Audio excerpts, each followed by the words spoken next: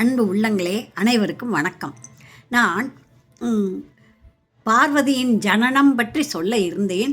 ஆனால் அதற்கு முன் இந்த கந்த புராணத்திலிருந்து சொல்வதனால் கந்தனை பற்றி கொஞ்சம் தெரிந்து கொள்வோம் என்று அவருடைய மொழி திருமுருக கிருபானந்த வாரியார் அவர்கள் எழுதியுள்ள அதே புத்தகத்திலிருந்து அப்படியே வாசித்து காட்டுகிறேன். அடுத்தது கந்த புராணத்தில் அடுத்த பகுதிக்கு செல்வோம். வேத சிரசுகளான உபனிஷதங்கள் ஸ்கந்தர் என்னும் சொல்லை பிரபலமாக பிரயோகப்படுத்துகின்றன. இதிலிருந்தே கந்த பெருமானை கண்டுகொள்ளலாம்.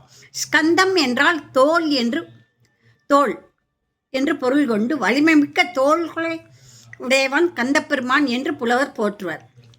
சரண பொய்கையில் 6 குழந்தைகளை ஒன்று ஊட்டப் பெற்றதனால் கந்தன் என்ற பெயர் வழங்கும் இந்த திருப்பெயர் சர்வசக்தி தத்துவத்தை குறிப்பதாகும்.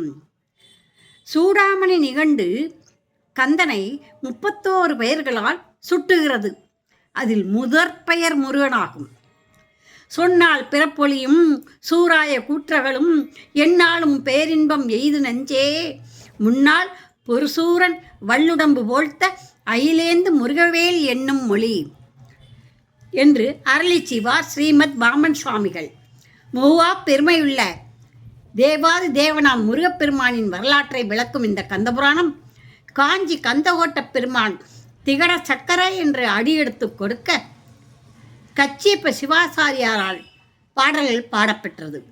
முருகன் புகழ்பரப்பும் அருணகிரிநாதன், பாம்பன் ஸ்ரீமத் குமரகுருதாச சுவாமிகள் ஆகிய அருளாளர்களின் வழிபற்றி வந்தவர்தாம் நம் ஆராதனைக்குரிய அருள்மொழி அரசு தெய்வ திருமுருக கிருபானந்த வாரியார் அவர்கள்.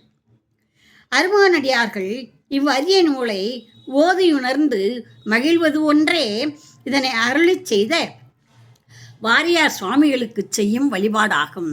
இந்த வழிபாட்டை தொடர்ந்து கந்தபெருமானின் கந்த புராணத்தை தொடர்ந்து சொல்லுவோம். நன்றி, வணக்கம். லைக் போடுங்கள், சப்ஸ்கிரைப் பண்ணுங்கள், கமெண்ட் எழுதுங்கள். நன்றி, வணக்கம்.